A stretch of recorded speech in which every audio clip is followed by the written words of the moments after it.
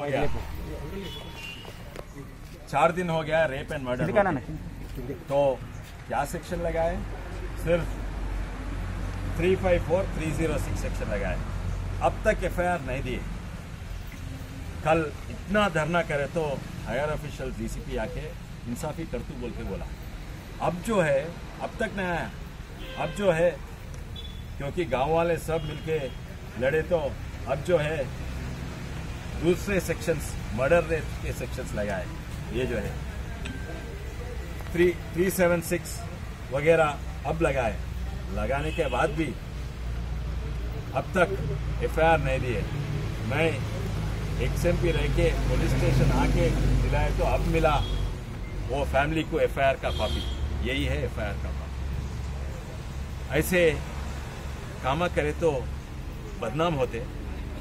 आप पावर में है, इंसाफी करो। मिनिस्टर साहब भी कम से कम एक महिला है यहाँ आना।